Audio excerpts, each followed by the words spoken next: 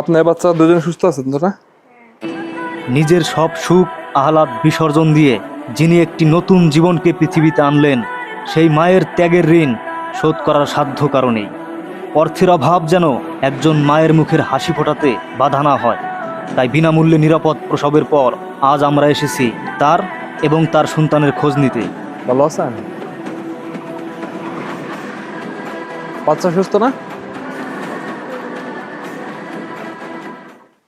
কোনটা কোনটা বাড়ি আপনার?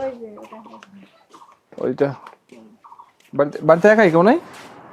ওই যে বসে ছিপ দিয়ে মাছ মারতে আছে, 3 দিন ধরে আসছি। ও 3 দিন থেকে আসছেন বাড়িতে? বাপের বাড়িতে ছিলেন? বাপের বাড়ি কই আপনার? বোয়ালমারি। ওই বলমারি? এই চল চল কায়েম বলবাড়ি এইদিকে না? ওই যে বাস। গেছিলাম তো। ও আচ্ছা আচ্ছা, তাহলে আপনার সম্পূর্ণ সিজার আমাদের সিআইটি থেকে লাইফ কেয়ার হাসপাতাল হয়েছে। হ্যাঁ, কোনো টাকা পয়সা লাগে নাই? না, 1 টাকা লাগে নাই। আপনার বাচ্চা দুজন সুস্থ আছেন তো না? হ্যাঁ, আমার বাচ্চা সুস্থ আছে। মা বাচ্চা দুজনে সুস্থ আছেন। ছেলে হয়েছে না মেয়ে হয়েছে? মেয়ে মেয়ে হয়েছে, আলহামদুলিল্লাহ। এটা কি প্রথম সন্তান না দ্বিতীয় সন্তান? তৃতীয়। তৃতীয়। আচ্ছা আচ্ছা, প্রথম দুটো নর্মাল হয়েছে আর এটা সিজার হয়েছে প্রথম।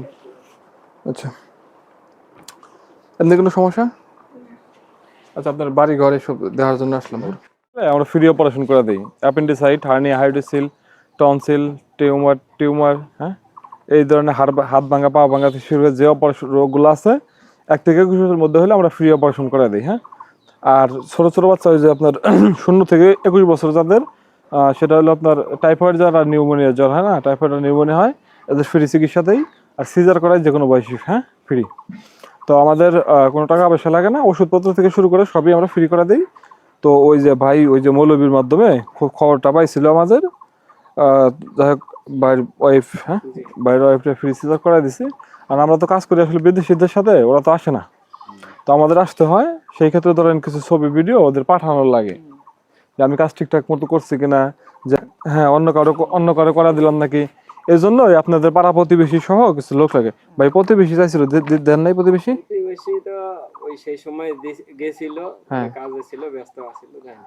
ও, তবে দেহা হয়েছিল, হ্যাঁ। এরপরে যদি যাই তখন মনে করেন নিয়ে যেতে একজন বলছে। ব্যবস্থা করতে। প্রতিবেশী এখন বলতে কি, এই যে বাড়ি ঘর দিয়ে দেখছে না, এরা তো বাড়ি মনে করেন- লাগবে, ছবি লাগবে, সবার সাথে ছবি লাগবে, সেজন্য সবাইকে ডাক দিলাম আমি।